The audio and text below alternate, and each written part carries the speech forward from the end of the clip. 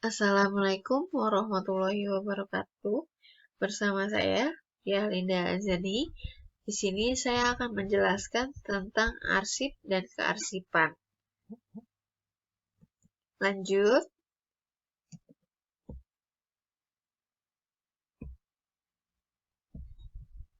Kita bahas ke pengertian arsip dulu. Pengertian arsip adalah catatan rekaman kegiatan atau sumber informasi dengan berbagai macam bentuk yang dibuat oleh lembaga atau organisasi maupun perseorangan dalam rangka pelaksanaan kegiatan. Nah, di sini arsip bisa berupa surat, warkat, akta, piagam, atau buku. Arsip tersebut dapat digunakan sebagai bukti yang nyata untuk pengambilan keputusan. Lanjut, ada pengertian kearsipan adalah pengelolaan catatan rekaman kegiatan atau sumber informasi yang memiliki nilai kegunaan dengan teratur dan terencana dengan baik. Di sini pengertian kearsipan adalah kegiatannya. Jadi kalau tadi arsip adalah dokumennya, sedangkan kearsipan adalah kegiatan untuk mengumpulkan dokumen-dokumen tersebut. Lanjut ke karakteristik arsip. Yang pertama itu ada autentik. Autentik ini yang dimaksud adalah nyata atau asli sesuai dengan isinya. Lanjut ada legal. Legal itu berarti arsip legal yang mendukung kegiatan pelaksanaan tersebut yang mengandung bukti. Yang ketiga ada unit. Jadi setiap dokumen memiliki kronologi yang berbeda pada tiap waktunya. Yang keempat, ada terpercaya. Dapat dipercaya sebagai sumber atau bukti informasi. Dan yang kelima, mempunyai kegunaan. Memiliki nilai guna agar dapat diambil manfaatnya atas kegiatan tersebut. Next. Nilai guna arsip. Nilai guna arsip dibagi menjadi 3. Yang pertama ada nilai guna arsip primer, sekunder, dan menurut Alfred. Yang pertama, arsip sekunder, yaitu kegunaan arsip bagi kepentingan lembaga atau instansi lain. Arsip tersebut biasanya diarsipkan di ANRI. Nah, di sini ada nilai guna kebuktian dan nilai guna informasional. Nilai guna kebuktian yang berarti adalah mengangkat fakta atau keterangan yang digunakan untuk menjelaskan pengelolaan suatu lembaga dalam instansi. Lanjut ada nilai guna informasional yang berarti mengandung informasi dalam sebuah arsip tapi tidak perlu dikaitkan oleh si pencipta arsip tersebut. Contohnya ada PTA, PTB, dan PTC.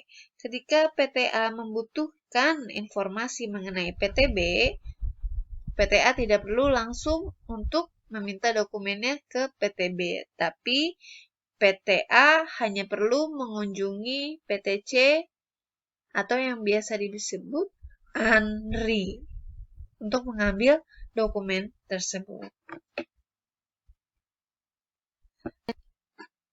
Lanjut ke next. Ada arsip primer, yaitu kegunaan arsip bagi kepentingan atau lembaga atau instansi pembuat arsip. Jadi untuk perusahaannya sendiri. Yang pertama ada nilai guna administrasi, yang kedua ada nilai guna hukum, yang ketiga ada nilai guna keuangan, dan yang keempat ada nilai guna ilmiah dan teknologi. Nilai guna administrasi ini biasanya berupa tentang pelaksanaan tugas dan fungsi lembaga pencipta arsip. Yang kedua, ada nilai guna hukum yang biasanya berisinya tentang bukti-bukti yang mempunyai nilai kekuatan hukum. Contohnya surat keputusan, surat ketetapan, ataupun perjanjian. Yang C, ada nilai guna keuangan. Nilai guna keuangan ini gunanya untuk melihat tentang transaksi dan pertanggungjawaban keuangan. Dan yang D adalah nilai guna ilmiah dan teknologi, biasanya yang berisikan data ilmiah dan teknologi yang secara murni dari hasil data penelitian. Lanjut, nilai guna arsip. Menurut Vernon Besanthen, ini ada Alfred. Yang pertama A, administration value. Nah, ini adalah nilai guna di bidang administrasi, biasanya dokumen, surat dinas, formulir, dan sebagainya. Dan lanjut ada legal value, nilai guna di bidang hukum, biasanya ada akta jual beli tanah, surat kuasa. Lanjut ke fiscal value, atau yang berarti nilai guna keuangan. Contohnya ada cek, kwitansi, billet, giro, dan lain-lain. Lanjut ada research value atau nilai guna penelitian. Nilai guna penelitian bisa skripsi, tesis, dan lain-lain. Dan yang ada educational value atau nilai guna di bidang pendidikan. Biasanya kita ada rapot, nilai UN, dan lain-lain. Lanjut ke documentary value, ada nilai guna di bidang dokumentasi, misalnya naskah perjanjian atau naskah proklamasi. Ya, Alfred, yang perlu kalian hafalkan. Lanjut, ada asas-asas kearsipan. Yang pertama ada asas sentralisasi, yang kedua ada asas desentralisasi, yang ketiga ada asas gabungan. Asas-asas kearsipan, kalau sentralisasi seluruh pengendalian surat masuk dan surat keluar dikendalikan secara terpusat di dalam unit kearsipan. Lanjut ke asas desentralisasi, bahwa pengendalian mengenai surat masuk dan surat keluar sepenuhnya dilaksanakan oleh masing-masing unit kerja. Contohnya, misalnya dalam perusahaan terdapat ada 5 masing-masing unit kerja. Ada pemasaran, ada produksi, ada keuangan. Itu masing-masing unit kerja mempunyai kearsipannya sendiri. Lanjut ada asas gabungan. Nah, ini gabungan antara sistem sentralisasi dan desentralisasi. Jadi, masing-masing unit mempunyai arsip dan perusahaan punya pusatnya dalam unit kearsipan. Di sini, manfaatnya dalam asas sentralisasi ada penerimaan, pengiriman, penggolongan, serta penyimpanan surat dilaksanakan sepenuhnya oleh unit kearsipan. Jadi, untuk masing-masing unit kerja tidak dilakukan pengarsipan, tapi hanya di unit kearsipan saja. Lanjut, ada surat masuk diterima atau disampaikan dahulu ke unit kearsipan, setelah dicatat baru disampaikan ke tujuan. Tapi bukan ketika kita menerima surat langsung disampaikan ke tujuan, tapi harus dicatat dulu, baru setelah dicatat, kita langsung menyampaikan surat tersebut ke tujuannya. Yang ketiga, ada penggunaan sarana pencatatan atau kartu kendali dan lembar pengantar dibuat 2 rangkap agar lebih efisien. Nah, di sini kalian perlu tahu dulu, ada 3 kriteria dari asas sentralisasi. Yang pertama, organisasi masih kecil dan harus menetapkan manajemen kearsipan yang baik dahulu. Yang kedua, adanya jaminan kerahasiaan arsip. Arsip harus bersifat rahasia. Tidak boleh semua unit tahu. Yang ketiga, ada kondisi lingkungan gedung tidak terpisah-pisah. Karena kenapa? Karena kalau terpisah-pisah untuk menaruh arsip akan lebih sulit. Nah, lanjut ada asas desentralisasi. Yang pertama, ada pengelolaan, pengarahan, dan pengendalian surat dilaksanakan sepenuhnya oleh unit pengolah. Jadi, di dalam masing-masing unit kerja, itu ada unit pengolah atau unit yang mengurus tentang kearsipan. Yang kedua, fungsi dan wewenang unit kearsipan terbatas pada penerimaan dan pengelolaan serta penyimpanan arsip inaktif. Karena ruang untuk penyimpanan arsip tidak terlalu besar, jadi bersifat terbatas. Yang ketiga, ada penggunaan sarana pencatatan yang baik. Biasanya dicatat di lembar surat pengantar dan kartu kendali. Di sini ada keuntungan yang kita dapat ketika perusahaan tersebut menggunakan asas desentralisasi. Yang pertama, unit kerja dapat menerapkan asas pengelolaan kearsipan sesuai dengan bidang kerja. Karena masing-masing unit kerja dia mempunyai sistem pengarsipannya masing-masing.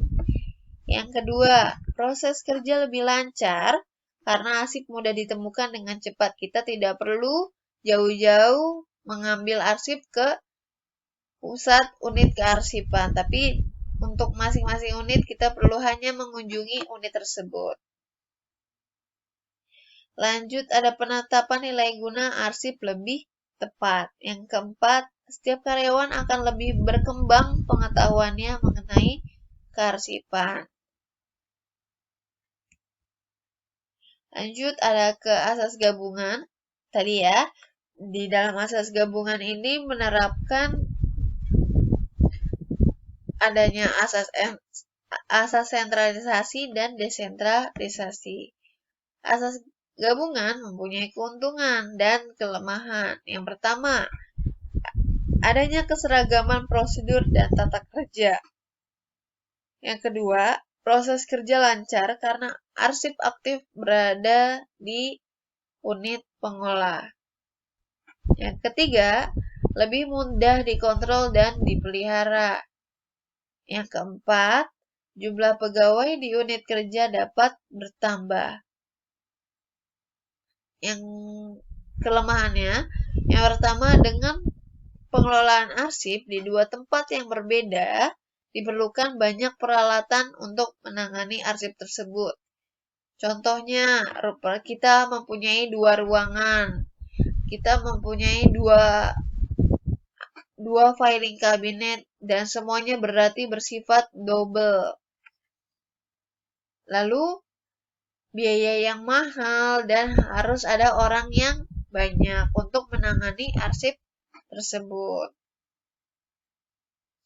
Nah, yang kedua, ada kemungkinan terjadinya adanya arsip ganda atau double. Jadi, yang dimaksud ini adanya arsip di unit pengolah dan adanya arsip di unit kearsipan, sehingga terjadi ganda atau terjadi arsip ganda.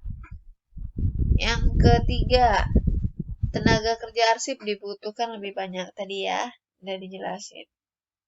Nah, ini ada contoh dari asas sentralisasi. Kita bisa lihat bahwa di dalam satu perusahaan, asas sentralisasi hanya ada satu di unit kearsipan ini. Bisa kalian lihat. Sedangkan kalian lihat di masing-masing divisi dia tidak ada pengarsipannya ya. Tuh, tidak ada. Jadi hanya satu di unit kearsipan. Kita lanjut. ke asas desentralisasi. Lihat, masing-masing divisi mempunyai tata usaha ya. Bagian keuangan mempunyai tata usaha keuangan atau yang biasa tempat penyimpanan arsipnya ya. Bagian personalia mempunyai TU personalia atau penyimpanan arsip khusus di unit kerja personalia. Lanjut, ada bagian pemasaran. Bagian pemasaran ini ada TU pemasaran atau penyimpanan arsip khusus unit kerja pemasaran. Ini desentralisasi. Lanjut, ada unit kerja menggunakan asas gabungan. Kita lihat ya, di asas gabungan ini ada sentral arsip atau unit kearsipan tadi. Di sini, dalam satu perusahaan dia mempunyai unit sentral arsip atau pusatnya arsip. Tapi kita perlu lihat lagi, di masing-masing divisi ini, dia juga mempunyai pengarsipannya masing-masing unit kerja. Kita lihat bagian keuangan, ada TU keuangan. Bagian personalia, ada TU personalia. Lanjut, bagian pemasaran ada TU pemasaran.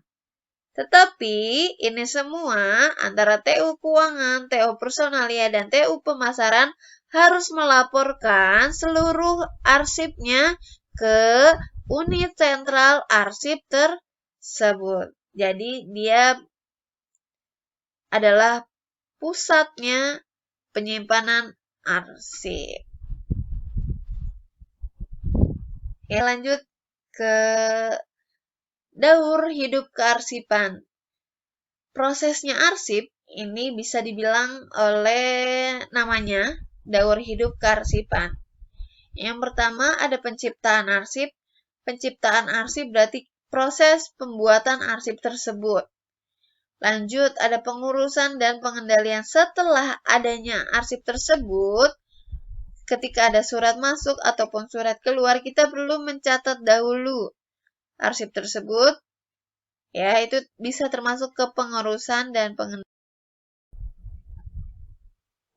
Lalu setelah arsip diurus dan disampaikan ke tempat tujuan, maka arsip tersebut harus dikembalikan ke unit kearsipan. Dikembalikan ke unit kearsipan lalu disimpan. Itulah namanya penyimpanan arsip. Selanjutnya, arsip tidak mungkin hanya disimpan saja, tapi harus dipelihara. Contohnya, dalam satu ruangan arsip harus ada kelembapan suhu yang cocok, tidak terlalu panas dan tidak terlalu dingin. Lanjut, ada kepengamanan arsip. Arsip tersebut harus dijaga keamanannya. Karena biasanya arsip ada yang bersifat rahasia, jadi tidak boleh sembarangan orang untuk mengetahui arsip tersebut. Lanjut, ada penyusutan arsip. Setelah arsip dipelihara dan diamankan, jadi arsip tersebut mempunyai jangka waktu tertentu. Misalnya, arsip yang hanya bersifat biasa hanya berlaku 2 tahun, maka selebihnya dari 2 tahun, arsip tersebut harus dihapuskan. Harus dipilih nih yang kira-kira mana sih arsip yang sudah tidak terpakai. Nah, itu dilakukan penyusutan arsip. Ketika kita tahu arsip mana saja yang sudah tidak terpakai di dalam penyusutan arsip, maka selanjutnya arsip akan dimusnahkan, maka dinamakan pemusnahan arsip. Lanjut, yang terakhir ada penyerahan arsip ke lembaga nasional atau ANRI atau ke lembaga daerah. Tadi yang biasanya arsip yang disimpan di ANRI atau di lembaga daerah itu biasanya yang bersifat krusial ya atau penting. Lanjut, Di sini ada peranan arsip. Yang pertama ada sebagai sumber ingatan, yang kedua ada sumber informasi, yang ketiga bukti resmi pertanggungjawaban, yang keempat pertimbangan keputusan, yang kelima ada bahan pengawasan, yang keenam ada bahan pertimbangan evaluasi. Yang pertama, ada arsip sebagai sumber ingatan. Misalnya, ketika kita lupa akan sesuatu, maka kita tinggal membuka arsip tersebut sebagai sumber ingatan. Oh, ternyata kita pernah makan di sate Rembich, misalnya. Itu kita karena mengarsipkan, maka ada datanya. Kita tinggal membuka data itu kembali. Arsip sebagai sumber informasi. Biasanya, informasi ini disimpan di dalam satu filing kabinet agar mudah dicarinya. Lanjut, ada arsip sebagai bahan pengawasan. Jadi, arsip contohnya ya, ada di absensi kehadiran siswa. Nah, dari situ, pimpinan atau ibu bisa melihat siapa saja nih yang kira-kira dalam 1 bulan yang tidak masuk sekolah, untuk mengawasi apakah murid ibu masuk semua atau tidak. Lanjut, ada arsip sebagai bukti pertanggungjawaban. Contohnya ini ada di kwitansi pembayaran khusus VBE. Nah, biasanya ini akan dikumpulkan bersama laporan keuangan. Ini harus dilampirkan, kenapa? Karena mengandung bukti yang sah atau bukti yang valid. Sekian dari Ibu. Wassalamualaikum warahmatullahi wabarakatuh.